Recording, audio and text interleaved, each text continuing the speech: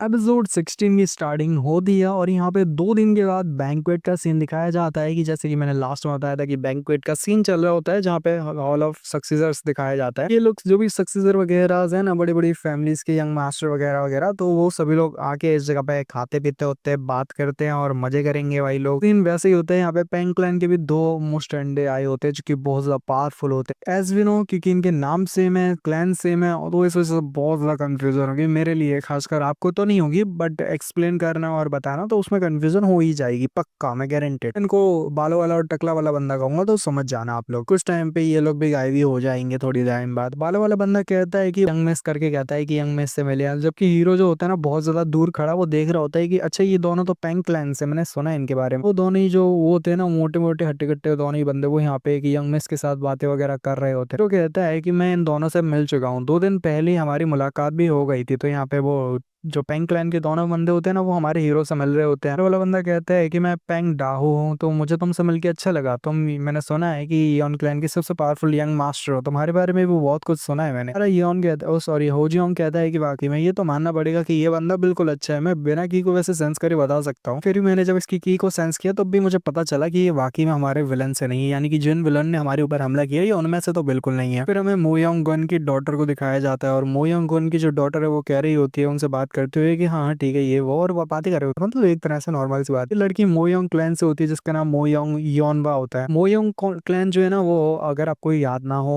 वैसे याद कैसे होगा, मैंने बताया ही नहीं कभी। मोयोंग क्लैन और कोई नहीं बल्कि वो जो बूढ़ा शख्स था ना, जब यहाँ पे हमारे हीरो मरते हुए आखिरी सांस ले रहा था, तो मोयोंग क्लैन के जो वो बूढ़ा शख्स था ऑर्थोडॉक्स एक्टर से, तो वही बंदा होता है उसका। ये शायद से वो रहती है यंग में। फिर से हमारे हीरो को पल याद आता है जहाँ पे कैसे हमारा हीरो उसी बूढ़े शख्स के सामने मारा गया, और वो बूढ़ा शख्स वो इसी पुरानी वही दुखी भरी बातों को याद करके बहुत ज्यादा गुस्सा हो जाता है। पता नहीं किस बात से, शायद से वो बूढ़े शख्स ने धोखा दिया, वो तो हमें ठीक से बताया नहीं गया। स्टिल वो किसी बात को लेके बहुत ज्यादा गुस्सा होता है, शायद हमें आगे पता चले, बट स्टिल वो गुस्सा होकर वहाँ पे अपने मुंह को फेर लेता है कि मुझे यहाँ पे इन दोनों को परेशान नहीं करना चाहिए, सभी लोग बातें कर रहे हैं, मिल रहे हैं, जुल रहे हैं, तो मुझे यहाँ पे अलग जाना चाहिए। इन दोनों क्लैन में से कोई नहीं है, यानी कि वो पेंग क्लैन और साथ ही मोयोंग क्लैन, ये दोनों ही लोग जो हैं वो अच्छे से मिल रहे हैं। इसका मतलब इन दोनों में से तो कोई नहीं है, बल्कि यहाँ पे सिर्फ एक ही क्लैन बचता है, वो होता है द मेयोंग क्लैन। तो मुझे यहाँ पे मेयोंग क्लैन को भी देखना पड़ेगा, मुझे यहाँ पे मेयोंग क्लैन के सक्सेसर को ढूंढना पड़ेगा। आखिर मेयोंग क्लैन का सक्सेसर कहाँ पे होगा? अरे हीरो इधर उधर ढूंढ रहा होता है कि यहाँ पे एक लड़की को भी दिखाते हैं जो कि इधर उधर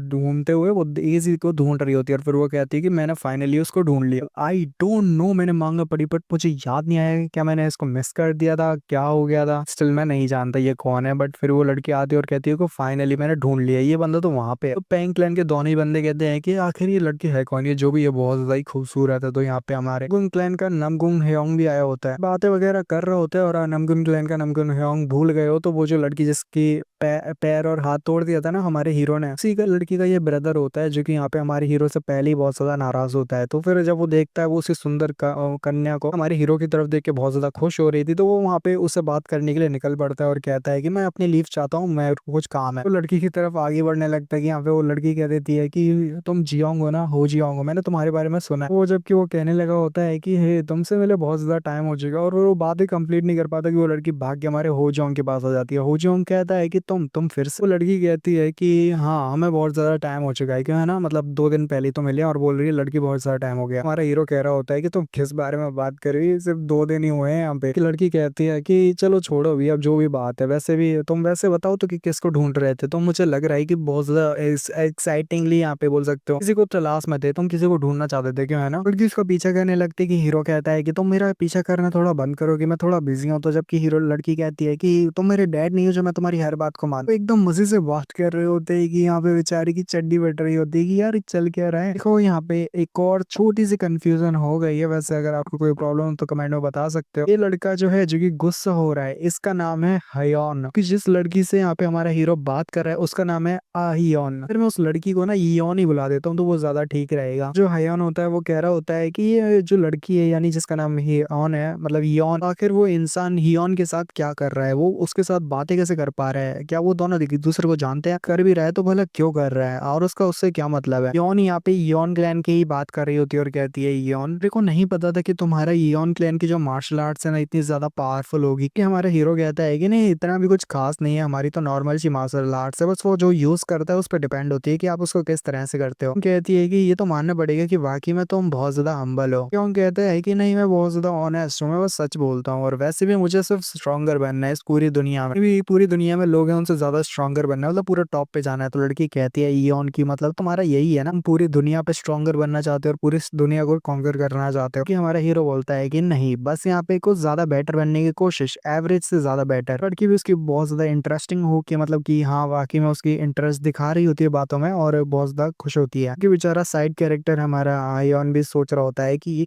कर क्या रहे हैं, किस बारे में फालतू बात में बकवास कर रहे हैं और खुश हो रहे हैं। लड़की देखो कैसे कमजोर है जो क्लैन है उसके साथ बात कर रही है, जबकि हमारा जो नंगुंग क्लैन है ना वो इतना ज्यादा पावरफुल पूरी जगह पे सबसे ज्यादा स्ट्रॉन्गेस्ट है, पर फिर वो लड़की उस लड़के कमजोर के साथ बात कर रही है। तो फिर लड़की को यहाँ पे एक जवाब देता है और कहता है कि देखो मूरिम दुनिया में यहाँ पे ऐसा नहीं कि सब कोई इनविंसिबल हो जा पाएंगे, हो सकते हैं बट ऐसा नहीं है, कोई भी स्ट्रॉन्गर और इनविंसिबल नहीं होता। लेकिन यहाँ पे आपका सिर्फ एक ही चीज डिपेंड करता है इस पूरी मूरियम दुनिया में, वो है कि कैसे आप एंडलेसली अपने आप को बेटर बनाते जाते हो। नहीं बस अपने आप को बेटर बनाओ, फिर आगे चल के और बेटर बनाओ और ऐसे एंडलेसली करते ही रहो, आप पावरफुल बन जाओगे। तो साथ ही लड़की कहती है कि हाँ तुमने बिल्कुल ठीक। फिर लड़की जो होती है उसको एक सच्चाई की बात बताती है और कहती है कि बट फिर भी यहाँ पे एक इंसान है जो कि बाकी में एक ऐसा इंसान है जो कि बहुत ज्यादा पावरफुल है, जिसको यहाँ पे वो टाइटल मतलब देने का वो हकदार है, यानी कि उसको ये टाइटल दिया जाए वो इसके हकदार भी है, यानी कि पूरी दुनिया का स्ट्रॉन्गेस्ट इंसान, फोर डायरेक्शन मार्शल एम्परर का एक अलग ही ऑरा है। तो वो उसके प्राइम में मतलब बहुत ज्यादा पावरफुल है और वो कहती है लड़की की वो लेजेंडरी वॉरियर कैसे हजारों लोगों की तादाद में लोगों को मार दी जो कि बड़े बड़े मार्शल आर्टिस्ट थे और सबकी लाशों के ऊपर रहा। कि हीरो जो होता है उसका नाम सुनते ही कहता है कि बहुत ज्यादा चाइल्डिश लग रहा है। तो लड़की वही बात करती है और कहती है अगर हिस्ट्री के अकॉर्डिंग देखा जाए तो फोर डायरेक्शन मार्शल एम्परर जो है ना वो डिजर्व करता है the strongest in the world का टाइटल। एक्चुअली में उसने फोर डायरेक्शन मार्शल आर्ट्स को सीख लिया था और